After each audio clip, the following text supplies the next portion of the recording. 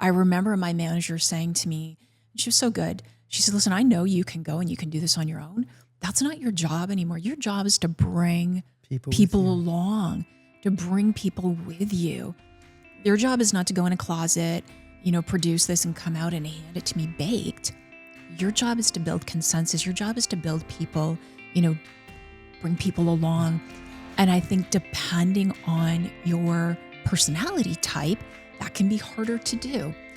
There's a bit of a patience that comes with leading that in many ways is the very opposite of what you would have needed when you were the doer.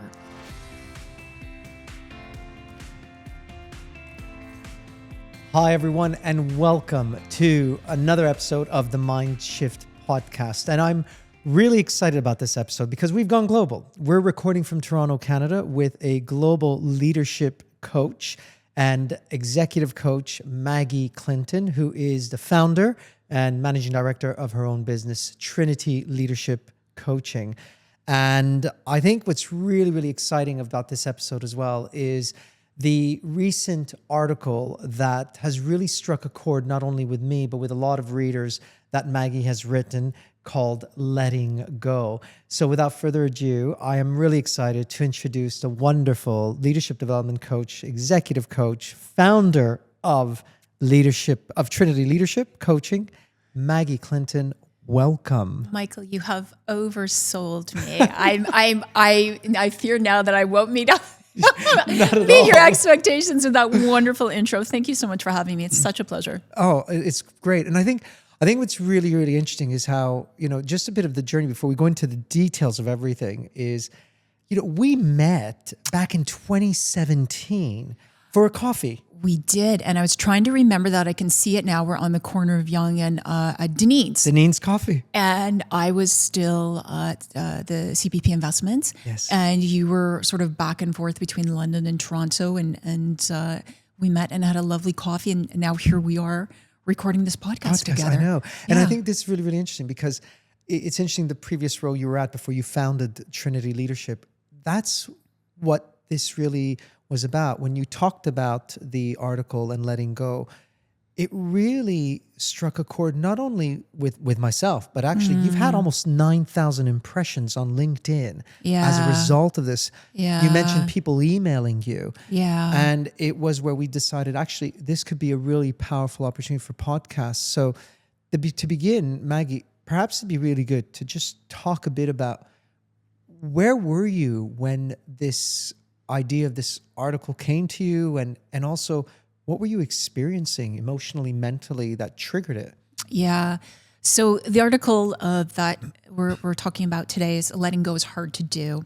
And the idea had been percolating with me for quite some time because almost every leader with whom I work expresses something around this idea of, as I become more senior, as I move into more strategic roles, I'm struggling to let go of the work that I know how to do, the work that got me to where I am today, whether it's investor. I was really good at doing deals, whether it was somebody in biopharmaceuticals, so I was really good at running this project or coming up with a marketing campaign. What they were always saying, I was really good at being a doer. And we know as leadership coaches that part of that transition is from being a doer to being a leader is helping other people do what you used to do well. And what I saw consistently was that process of letting go is really hard. And I think that struck a chord for me personally because that had been my own experience as a managing director when I was at CPP Investments. So I think I loved what I did, and I think many of us do. So I loved designing leadership programs. I loved facilitating. I loved working with the business. I loved being frontline. But obviously, as I move into a managing director role, that wasn't really my call anymore. My remit or mandate was much more strategic. It was to build the team that would do the work that I used to do. The work that I built, and I think here's what's key, the work that I built my reputation on. I was known, and as many of these sort of type A, high achieving leaders are, I was known as someone who got things done. Yeah. And my reputation was getting things done. But necessarily, as we move into a leadership role, our job is to help other people get things done. So it can be harder to see, and kind of with my fingers, it can be harder to see the output or to see or to be able to put our finger on this is what I produced. And that can be a really hard transition for people. And it was a really hard transition for me. So I think that's why this article, it kind of felt like it was waiting to be written. I mean, and I think, you've said something really interesting, that the difference between doing, because doing, you can tangibly record the result. That's right. You can measure it. Yeah. We've all been there, you in your role as MD, both of us now executive coaches. And when I think of the role where I was in my last role, very global, there's that thing of suddenly you're having to create strategy. Yeah. And strategy is not as tangible because you can only measure the results of strategy 12, 24, 36 months down the line. Mm-hmm. And there's something you said that I thought in your article was so powerful. It was the moment where you even wrote and said, I even didn't tell my own boss that I was doing some of this work, that I hadn't delegated it. Why were you so afraid of opening up and letting your manager, your boss, know that you hadn't let go of that? Yeah. So it was probably going to be a bit vulnerable. And it was, so I was struggling with, and it almost feels almost kind of embarrassing to say, I was struggling with the strategy part and wondering, maybe I wasn't cut out for this. Maybe I wasn't a good leader. I knew I was a really good facilitator. I knew I was really good at designing. I knew I had built really good relationships with the business, primarily some of the investment departments across the firm, many of whom are now clients for me at Trinity. But I really didn't know if I would be good at strategy. And I really struggled with that. And I was afraid. It's funny you asked me a question about, what was going on for you emotionally. My manager and I had had a lot of discussions about what I really wanted to do. And truthfully, what I really wanted to do is keep facilitating and keep designing and keep working with people and keep building relationships. But I didn't see that as a path at this organization. So I was afraid to say to her, listen, I don't think I want to do the strategic. That's not who I am. That's not what I love doing. I felt like that's what I was supposed to do. Like, obviously the next natural step, I was managing director. She was managing director and head of the department. Obviously my next natural career step was managing director and head of organizational development. But I wasn't sure that I would be good at that job. And that's really hard to admit. And I wasn't sure that I wanted that job, but I didn't see an off-ramp. If I actually admitted that out loud to somebody, I don't think I can do it. And I'm not even sure I want to do it. I didn't know what that would mean for my career at CPP. And that could be that's really powerful what you said. And you're right. I think there's a real vulnerability, but also an authenticity in what you're saying, because I think there's still a lot of organizations that have this idea that you have to be ambitious and keep going, wanting to go up the ladders. And as a coach, I've had to have very difficult conversations with some of my clients, especially at the C-suite who are running the business, to say, it is okay if some people are not as driven as you. Yeah. In fact, you need those people to keep the wheels turning and actually are quite happy to hit a level where they earn a good salary. They come in, they do their hours, and they want to go home at the end of the day. Yeah. You need those people, and you shouldn't frown on them. And we shouldn't expect that everyone wants to be at the same level as you. But there's a lot of people who struggle with that way of thinking. Yeah, and it's a huge, and I think in certain industries, it's more prevalent than in others. So certainly in asset management, investing, private equity, in many organizations, there's a real up and out culture. Yes. So you're either moving up or you're moving out. Now, in some organizations, if they're large enough and they're structured in a certain way, there is a place for deep technical experts or deep subject matter experts. So I'm just doing some work with a fintech company, and they're saying, well, what do we do with our software developers or our enterprise architects or software engineers who are deep technical experts? They're very happy to share their expertise, but they don't, across the organization, mentor more junior folks, coach more junior folks, but they don't necessarily want to be the head of the department. In fact, I've talked to many of them.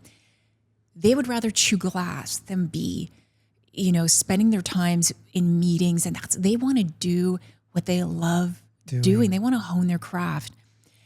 And I think in some organizations, though, the fact of the matter is there just isn't a space for me. And I knew at CPPIB there wasn't. I think I knew deep down there wasn't a space for me if I didn't want to take on more of this sort of strategic role. If I still wanted to facilitate and design programs and coach people, I knew I didn't have a role there. And I think I really struggled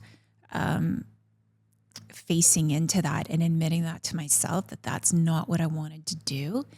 Do you find with that then, Maggie, that as a coach now, running your business, when you're coaching some of your clients, do you find you encounter clients who are struggling with the same type of challenge as you've identified, as you went through, that need of letting go?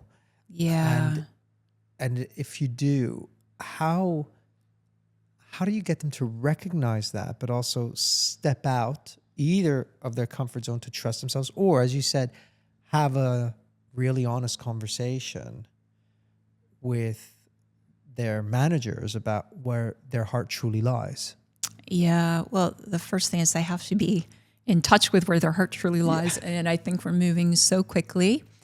And I think we're in many ways doing what's expected of us, right? So what's expected is, let's say you're a senior accountant or VP accounting, the next role obviously is CFO, right? And I don't think people are moving so quickly. I don't think they often step back to say, do I really want that next role? And I don't think as leaders, they often ask the person, is this what you really want? And I think people are afraid to say, actually, no, because then what? What's the offer? What does that mean for their career? What's the off ramp if they say, no, that's not really what I want? So I think there's two pieces there. One is asking people, and I often start with values, like what matters to you? What's important to you? When you retire, what do you want people to say about you? And often when I ask people that question, I've never heard someone say, I wanted my retirement people to say I was the best CFO, or I was CFO, or they say, I want my teams to know that I cared about them. I want people in my life, either my family or, close friends, that I was, a contributing member of my family, or I was a good mother, father, daughter, son, that I supported people, that I worked hard, that I was a hard worker. Rarely do people say, one of my values is becoming, rising as high as I can, as fast as I can. And yet everything they're doing is in that direction. So I think I always want to start basing it in values. What matters to you? And then those can sort of, what's your North Star? And then if people decide, the North Star really is that next level, then we start small with a recognition that letting go is really hard. And is there so let's acknowledge that. It's okay to say letting go is hard. It's okay to say that you're not quite sure. It's okay to say, I'm afraid somebody else won't do it. So we kind of walk that through. Okay, well, what happens if you delegate it and it doesn't work out? What would happen then? Just giving them options. Okay, well, how could you set that person up for success? Kind of walking it through. And then, I mean, it's coaching 101. It is. And I think Yeah. you've said something interesting, because the one thing, as a coach, I constantly find is when I'm coaching these leaders, often they're at that C-suite, often they're founders of their businesses. Yeah. And the hardest thing is they often say, it's just much easier for me to do it. And then it's only when I say to them, well, what happens if you're not here tomorrow? Yeah. What happens to your business? What happens if you're taken ill and you can't be there? And then they're like, they have this moment of going, okay, yeah, I know you're right. Then the next one comes in, which is, I just need to find the time.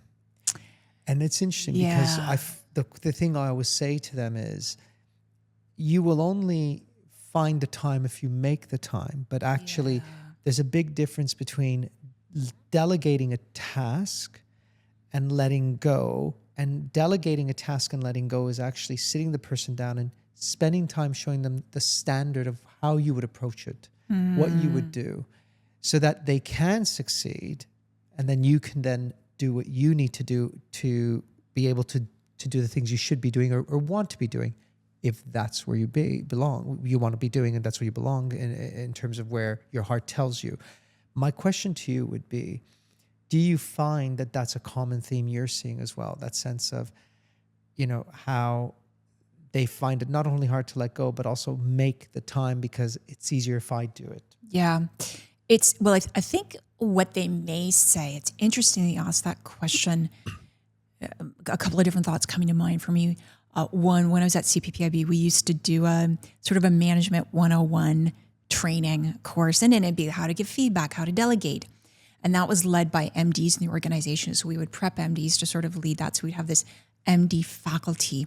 And I remember one session in particular, one of the MDs is up at the front talking about delegation, and there's another MD in the back of the room madly taking notes because nobody had ever really talked to them and given them a framework. They're like, oh, this is good. I could try this at the MD level. So I think when we often don't give people the framework on the, I don't have time. Sometimes I dig under a bit because I think sometimes I don't have time or there's lots of excuses. I don't have time. They're not quite ready yet. I'm not sure they're going to do it. And people have said to me, so, well, what keeps you from delegating it? Well, they're not going to do it right. I was like, well, what does that mean? Right. Well, they're not going to, and they'll kind of joke. They'll say they're not going to do it the way I would do it. Yes. They're like, okay, well, let's talk a little bit about that. It's so funny because delegation, you think is the kind of skill that you're teaching to a frontline leader, but in fact, that progressive letting go, and I think this goes back to the article, I think that is a challenge that leaders will face throughout their career. And that's what I was starting to unpack a bit in the article is, yes, maybe you don't have time, but admitting, I really like doing this. This is my comfort zone. I like being good at something. I have the answer here. And I think sometimes what it comes down to is, you asked me to manage that. I know how to do that. But that other thing, having a tough conversation with a senior leader in my organization about their performance, I don't know if I can do that. So I'm going to go back to the thing that I know how to do, that I'm comfortable doing, because that other stuff, I'm not even sure. I'm not sure I have the right answer on that. And of course, the challenge with that mindset is, how do you ever grow? Yeah, how do you exactly. ever stretch yourself beyond those things that you are good at doing? And I guess one could even say, as coaches, is it that you really enjoy it and you're good at it, which you probably are and you probably do enjoy, but is it also that fear of, maybe I have to face something I'm not as good as doing. Totally. And as a result, it's much easier for me to hold on to this and not have to deal with that. How long can I keep pushing that back? 100%. Because so many, I think one of my VPs said these exact words, I cut my teeth on having the right answers. So they came up, they got promoted up to a certain point, and I always say this to people, it works until it doesn't work. Up to a certain point, being right and having the answer, that was your brand. But that can't be your brand when you're a managing director. That cannot be your brand when you're a senior managing director. Your brand cannot be, I'm right and I have all the answers and I have the solution to a problem. Your brand has to be, I create an environment in which I help other people come up with solutions to problems. I create an environment which invites a diversity of insights and perspectives into the solving of this problem. And some people have a heart, that is a big shift to make because we believe, and that's why I say the first thing to do is challenge your mindset. Challenge the mindset that I have to be right and I have to have the answers and I have to fix everything. And I was just working with a managing director in a private equity firm, and I was challenging. We were talking through a conversation. I said, "Don't fix it for them. What would happen if you let them fix it? Let them come to you. You don't have to fix it." And what was bogging her down was this sense of she had to fix every problem that people brought to her. Every problem that people brought to her, she had to fix. She thought she had to She fix. thought she had to fix. That's the thing, because that's part of her brand. She isn't it? thought that was part of her brand is I have solutions, I get things done. Yeah. And when we're people who built our brand on producing and getting stuff done, that is really, really hard to let go of that. And I think you're right. And I think it's probably one of the biggest challenges I often see with my clients is letting go of being the ones to be, it's actually letting go of being so operational and moving into that strategic mindset. Yeah. And I think there's this element of them also, as you're saying, make them ask the question, what's this really about? Because more often than not, they can come up with all the excuses, but you, as coaches, we have to delve really deep to get them to understand what's this really, really about? What's really going on? What's really going on here? Yeah. And we know that when you start digging deep, then you find out that it could be the fear. It could be just the one time they let go. Yeah. It blew up in their face. 100%. And as a result, they've took that one incident and that has Yeah. been now the assumption that it will always go wrong. Yeah. Yeah. And I think too, one of the questions you asked as we were preparing for this conversation is about identity. And I think for me, growing up, and my identity was in what I produced. My identity was in my ability to get things done and to deliver a high quality product. Yeah. Me to deliver a high quality product. And my job was so intertwined with who I was. My identity was my job. My job was my identity. I really couldn't tease them out where one started and one ended. So that made it hard for so many. It made it hard for me to let go. It made it hard for me to take critical feedback. Because instead of that being a way for me to grow, that became, sort of a personal attack on my identity. The missed promotion was all of a sudden a personal failure. But the flip side of that was when I did get promoted, I kept waiting to feel different, but it didn't. Getting promoted from senior manager to director, I thought, okay, it's going to be okay now. And it wasn't. And getting promoted from director to managing director, I'm like, I'm going to feel more secure and confident now. And I didn't. That's really interesting, because what you've identified there, if we go back, there's two things you've touched upon, which I think are so pivotal. How we link our professional identity and our brand, how the two go hand in hand, and how our brand credibility is linked to the identity we have created for ourselves. Yeah. And which we hold on to. We do. Yeah. Talk to me, a bit about, from your perspective as a coach, what do you think are probably some of those typical identity challenges that leaders have a hard time letting go of? Yeah, I mean, I think it's foundationally, and I will say this often to, if I'm leading a leadership program, say, you're not your job. You're not your job. And I don't know if that's my job to say that you're not your job, but I just feel that so passionately, especially when I see younger folks striving in their career and striving their career. And I just want to say to them, it's going to be okay. You're not your job. It's okay. But there's just this level of anxiety about making a mistake, about I didn't get promoted this year and they got promoted.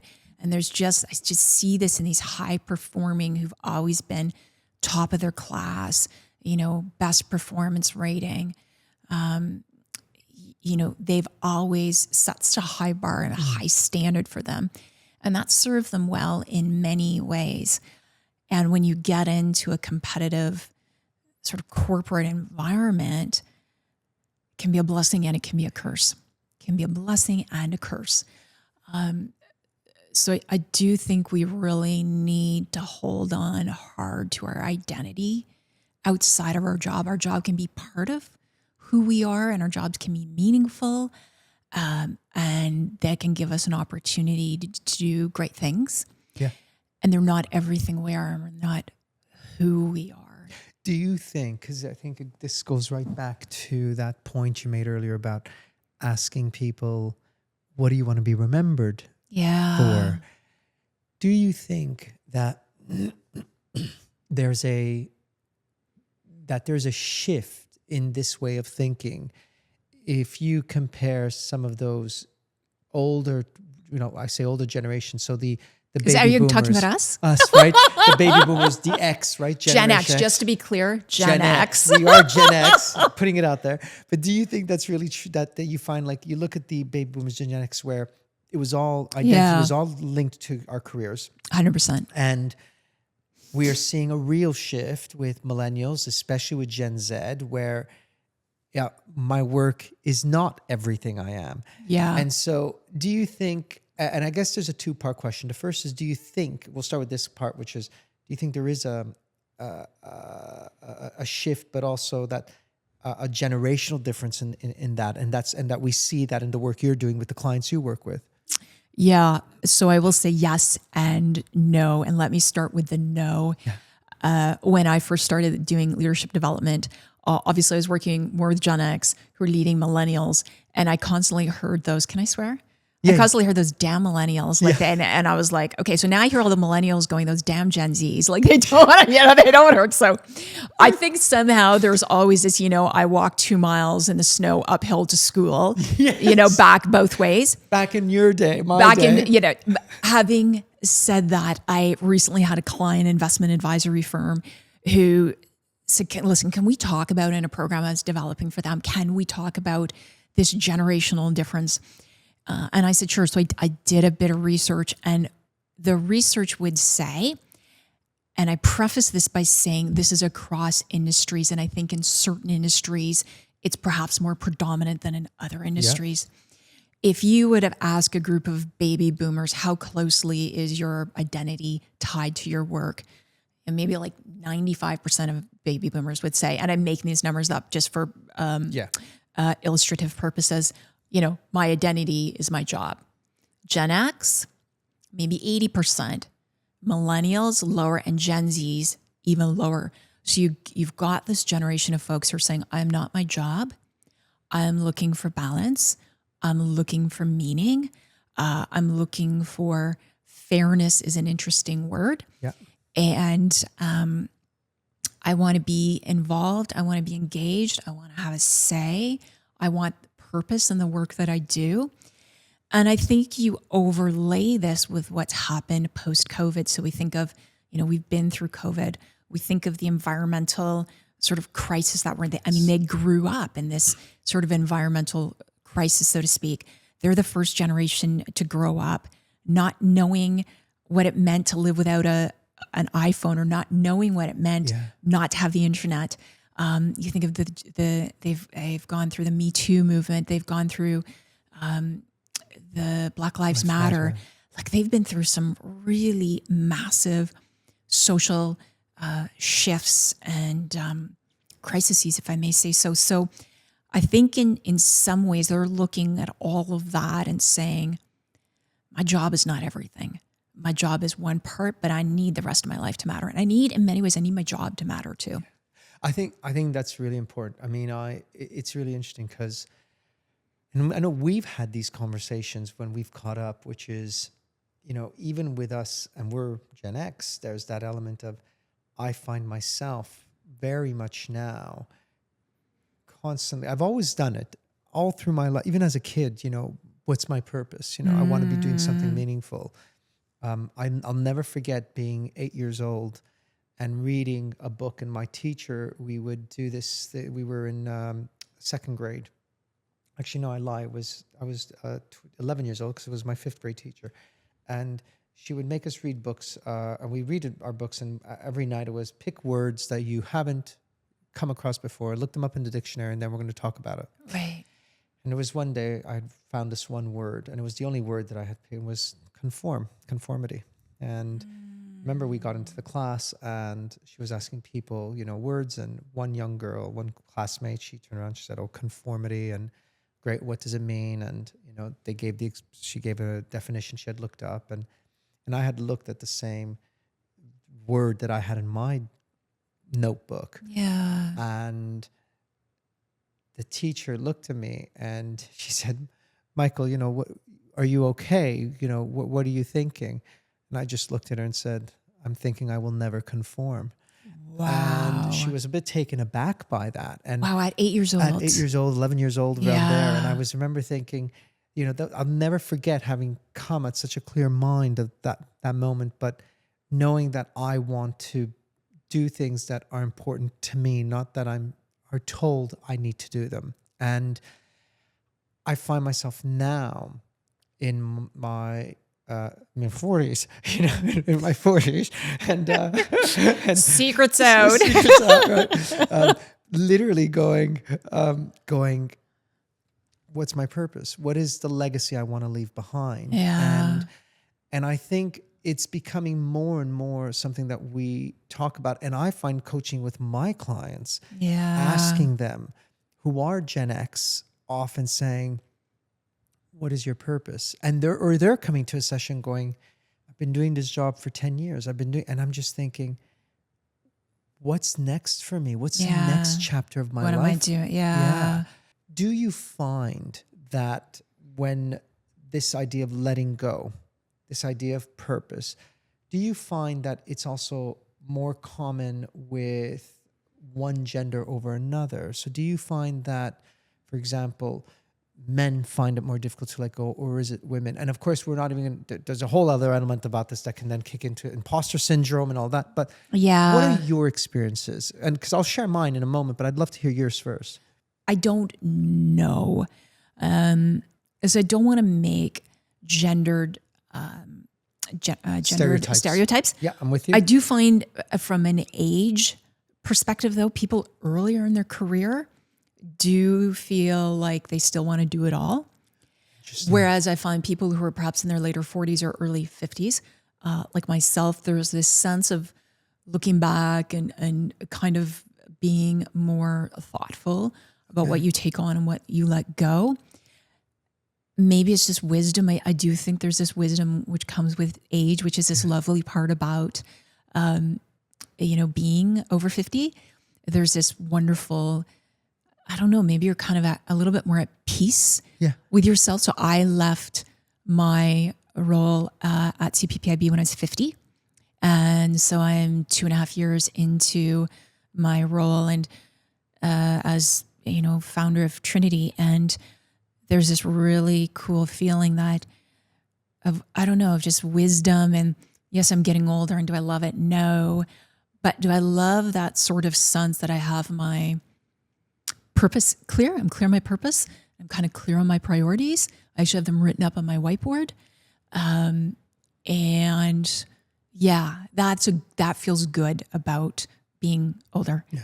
Now, I don't think I answered the question about gendered, and I don't know that, but I'd love your perspective on that, Michael. I mean, and there isn't, I think, a right or wrong. I think it's the reason I ask is because I can honestly say, so my clients are literally, I've looked at this recently, and it's almost a 50-50 split, male and female. Interesting.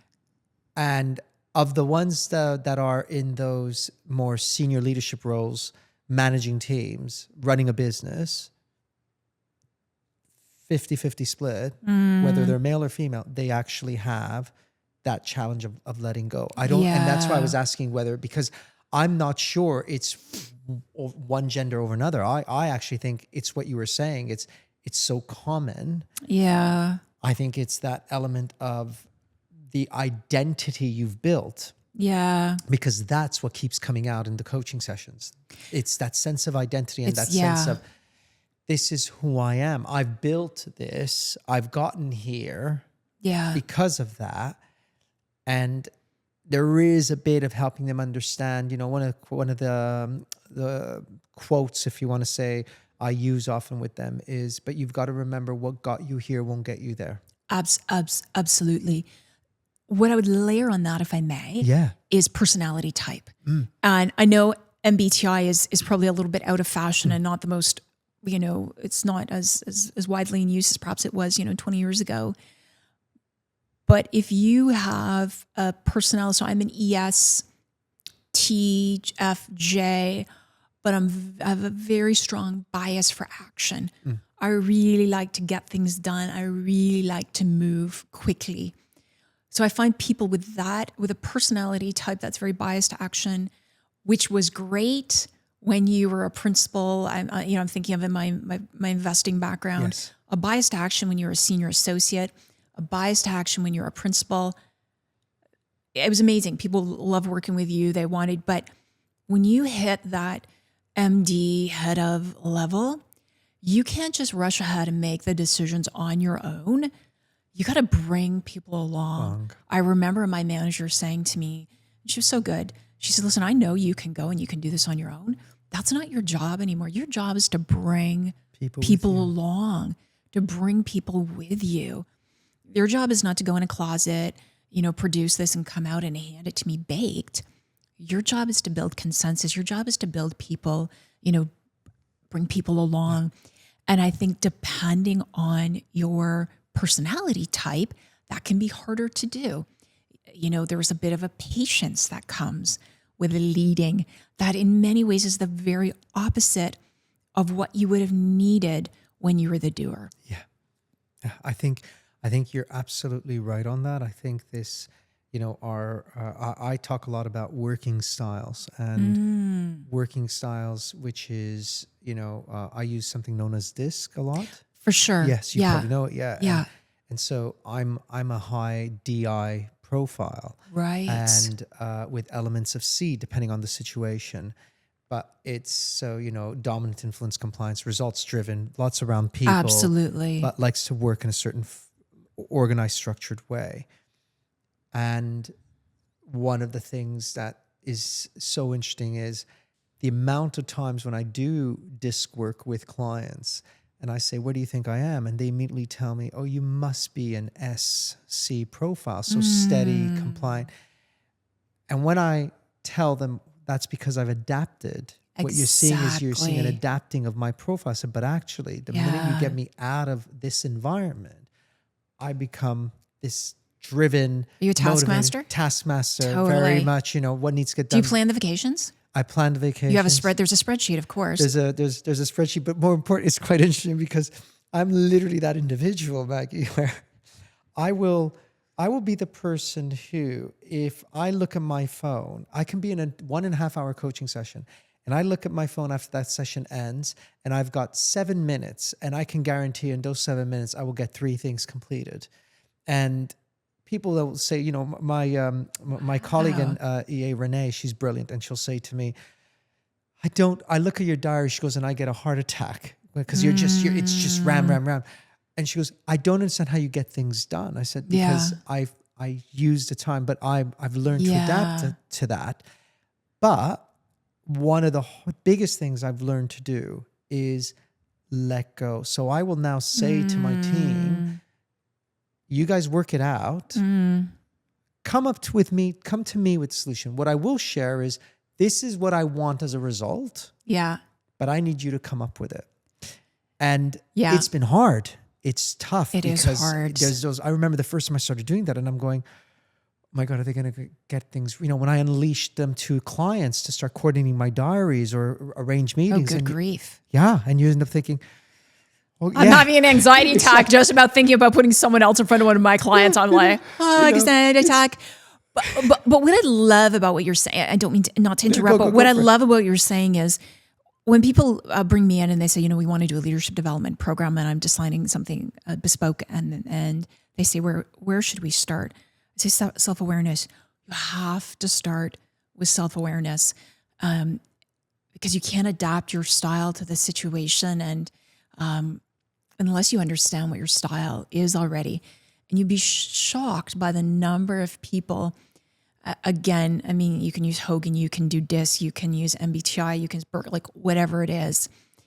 And they're like, oh yeah, oh, that's why when this happens and this happens, I respond like that. And sometimes it's just really simple, say less, ask more. Yeah. Let them come to you. So when people say, what's the single most important thing I can do as a leader to help? I say, really understand yourself, really build that self-awareness, and then decide where you want to adapt and how you want to do that. But if you don't understand that about yourself, you can't make those changes. Do you know that piece around self-awareness and understanding things about yourself is so important, because I think that, and it comes down to what you were saying earlier about identity, but also recognizing perhaps what really matters to you. And I find that one of the challenges when I'm working with clients is often in those leadership roles of making them understand that you're not brilliant in every area. And that's okay. Exactly. And that's it's okay. Yeah. But it's almost recognizing that that's part of recognizing for yourself that you need to bring other people, so I say to them, one of the best advices I ever got was, be a good leader and surround yourself with other people who are better than you. Yeah. Because actually, I rather have people who will have the answers, and I can say, I don't know, but I'll bring it to my team. What's his name? Richard Branson was interviewed years and years ago for in an interview, and the interviewer asked him and said, well, how do you make big decisions every day? And he turned around and he goes, I don't. Yeah. That's why I've hired people for that. Yes. Yeah. And I think that's so true, because if you can't turn around and empower your people, how do you as a leader then grow and focus on what you want to do as well? And what you can be? Because as you said, that's part of bringing people on the journey. That's part of when my time comes to leave this business and retire or whatever it is, or move somewhere else, start a non-executive director portfolio, whatever it is. I want to know that what people will say is, he was a great leader. He was a great thinker. He empowered the team. He really cared. Yeah. That's what you want. One global leader I worked with in Knight Frank years and years ago once said to me, and he came across this expression and it stayed with me, and it was, be a good ancestor, plant trees you'll never see. And I thought, what a beautiful thought. Beautiful thought. Yeah. And I thought, that's actually what you want, right? It's that whole thing of, when I'm no longer here, when I'm gone, when I'm retired, whatever it is, what are the trees and the seeds I've planted that have continued growing? Yeah, I love that. Your comment about Richard Branson made me think of, I was working with a large biopharmaceutical biotech company, and the CEO spoke at one of these leadership programs, and he said, I make maybe 4 or 5, maybe 6 big decisions every year, because he recognized that he was empowering that. And people, He's like, I'm not making decisions every day. I'm building the team that can make the decisions. And, 4 to 6 times a year, I come in, I make a big decision, but that's actually not my job. And that's a CEO of a massive company. Yeah. It's making me think of when I started Trinity. There are 2 things. I say these to leaders all the time. The reason I started Trinity is because leadership matters. Being a great leader in a company really matters. And you know that. You've had great leaders and you've had not so great leaders. But the other thing we don't say is it's really hard. It's very hard. Just expect, hey, you're a great investor, you're a great accountant, you're a great lawyer, you are a great, marketer. But I don't think we recognize what a fundamental shift it is to step into those leadership roles. And you're absolutely right. And I think, my experience has been, the one thing I say this all the time. I said, leading or managing people is exhausting. I said, it's not physically exhausting. It's emotionally exhausting because to be a real good leader, you have to listen. You have to pay attention. You have to watch what's not said. You have to watch the body language. You have to be that person who is walking past and sees a team member who may just be staring into space, and you have to be that person to walk away and go, Maggie, are you okay? Yeah. Is everything all right? And pick up on those nuances. One of my biggest things my team used to say is it's a bit worrying how something's wrong before we even recognize it. We recognize that something's wrong with us. Yeah. And it's so important to be aware that leadership really is being so much about that people focus and that servant leadership approach, being empathetic, being a good listener, being able to watch, to observe, to pick up on the nuances, and to coach and ask those questions that most leaders won't do and not go into, let me just tell you what you need to do, because then we're just fixing it. Yeah. Have you done the EQI assessment? I've done one, yeah. Because my guess is you would be really high on empathy. Yeah, I was. Really tuned into people. And that is so important. One of the other questions I often get on that, though, is how do I balance empathy, being empathetic and being assertive? Yes. How do I balance being empathetic and assertive? How do I understand people and still be clear on what I want and assertive on? So the whole EQ thing is huge. And it can be a balancing act. I do find that there's something a little bit gendered about that. I find often women that I coach will struggle with that balance of, yes, I can be empathetic and I can be assertive. I can ask for what I want and be clear on what I expect from my team and still be empathetic in the way that I deliver that. And what I always say to them is your empathy will allow you to be assertive in a way that people can receive. And I think that's a really, really important point you've made, and actually links really nicely into if we had to sum up in terms of some practical approaches, some practical things that leaders, when they start recognizing they're unable to let go, when they start recognizing the challenges they're facing, what are some of the things that they can do practically to help them start, I guess, get clarity on the next steps on how they can let go or how they can gain a better understanding of what will help them move to where they want to get to? Yeah. And I'll share kind of 3 tips or ideas that I outlined in the article. One is just acknowledge it. Acknowledge that you're struggling letting go and that it's pretty normal and it's something that many leaders, they go through and it's a transition and that's okay. And then I would say start small. Think of something that you're doing right now that maybe you could pass off to somebody else. Think of, is there a meeting? It might be as simple as there's a meeting I'm in. I don't really need to be in that meeting anymore. There's an update that I'm getting, and maybe I don't need that update anymore. Do they really need my approval on that? So not just delegating the work, but the authority and the decision making. So, and start start small. Don't pick the biggest project you're working on this year, the biggest deal you're working on this year. Pick something small. And the other thing I would say, ask your team. Just talk to your team and say, are there places where, and be clear, say, I want to give you as a team more space. I want to make sure I'm giving you enough space to do your best work. Are there places where you could use a little bit more space from me? If you know them really well, are there spaces where you need me to back off a bit? Yeah. Are there places where you need me to lean in a little bit more? The other thing is, maybe I would add to that on that part of your team is maybe give them a heads up, because sometimes they'll come to you and they'll say, hey, Michael, what's the answer on this? And you might say, you know what, I'm going to let you work on that one. Why don't you go away, come up with a few ideas, and we'll regroup in a day or two. Yeah.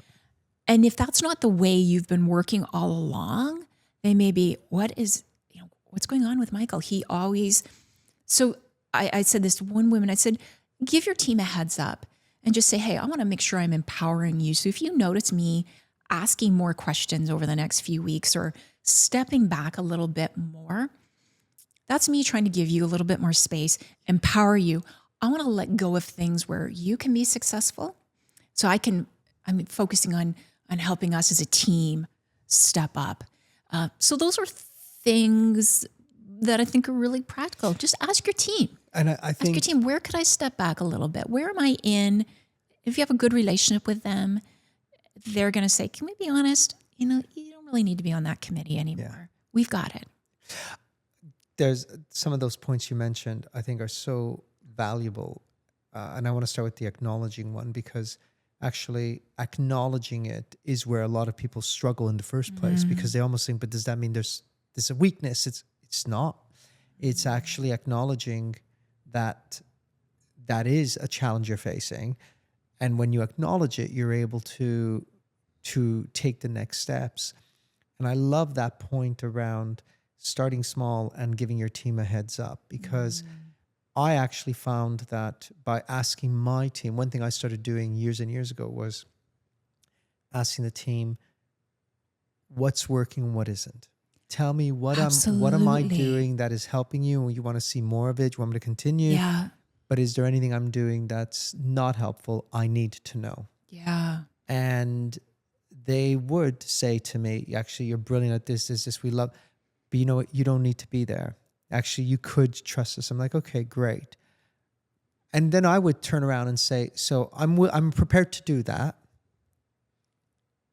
How will you help me to let go of it? So what can you do? And so they would then come up with those, okay, well, how about we'll agree, we'll meet with you and give you a regular update. I said, that's fine. Yeah.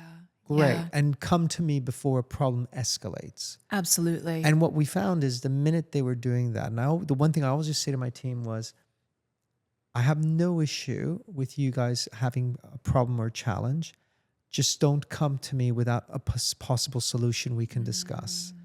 And when I started doing that, and they started feeling empowered, and they would say, look, we've got this issue, but we've got these couple of solutions. Sometimes by the end, they were going, we had this issue, but we've done this and this. Yeah. So it's not a problem. We just want to give you a heads up. So if you hear about it, it's managed. And suddenly it was like, great. Yeah, I'm fine with that. Moving on. I just had after a leadership development program we call them peer pod, sort of a peer pod check-in. So I just had a 6-week peer pod check-in with a group. And one of the gentlemen in the group had really been interested in this sort of delegation framework I'd shared. And he said, I'm just delegating stuff all over the place. And guess what? They're doing a great job. I can't believe how good they're doing. Like, the reports are unbelievable and they love it. They're happy. And that, I think, is just got another one. The woman, she said, well, I went away on vacation, so I had to delegate this report. And I came back and they'd actually done it better than I could. And they loved doing it. I'm like, oh, okay. So what does that tell you about? So you get those and they're like, oh, this is kind of working. If I let go, shocker of shockers, they may not only not mess it up, but they may even do better than you. And then they feel great and they're taking on more. But that can be fearful for some people too. It can be, because there's that fear. I was going to say, there's some people who will literally go, what do you mean it's better than what I would do? and they get threatened by that. Yeah. And actually, that's where it's helping them understand, no, because it's great that they do it better. Guess what? That means you can focus your energies on the things that you've had to do, mediocre or to an average standard because you had too many other things, because you had to do that report. Yeah. But guess what? Now that you know you don't need to do that report anymore, and you can actually focus on that other piece of work and do the strategic element or the thinking and do it to the standard you want. Yeah. Because I hear that a lot. I hear a lot of, I can only do so much because I've got all these other things. So I get it to the standard that I know is acceptable. Yeah. But do you want to be at an acceptable standard? Is that the standard you want? Yeah. And the other thing is your team looking great makes you look great. And I think sometimes it's a hard thing for people to get their head. When your team looks great, you look great. You look great. It's a win-win for everybody. Yeah. You're absolutely right. And I think that's the key thing, because I've actually said to clients, and especially when they're in those leadership roles running teams, and I've said, if you don't deal with this, or you actually don't let go, or your team are not empowered, or worse, you start losing people, good people, who do you think the company's going to look at first? Yeah, if you're and that's where they go, well, I guess, oh my God, they're going to look at me. I said, because they're going to be questioning, why are you losing good people? Especially if the good people are leaving, they're going to be looking at you as a leader, because they're going to be questioning, what are you doing that's causing people to leave? 100%. Yeah, absolutely. And that's a real penny dropper for them. Maggie, this has been great. Such a great conversation. Thank you so much. I can't thank you enough. It's been an absolute pleasure having you here. I've really enjoyed it. We should do this again. We will do it again. I will, Great. definitely. We're going to find another topic. Absolutely. And Yeah. I was going to say, I think if anyone wants to get in touch with you, you've got your website. It's Trinity. Yeah, it's www.trinityleadershipcoaching.com. I know it's a little bit long. trinityleadershipcoaching.com. And yeah, let's talk about developing great leaders. I think it sounds like a great plan. And in the meantime, to everyone watching and listening, you can contact Maggie directly. We're the Mindshift Group, listening to the Mindshift Group podcast. My name is Michael Pagnotta. And remember, one of the things I always say is, when the mind moves, future follows. Thanks for listening.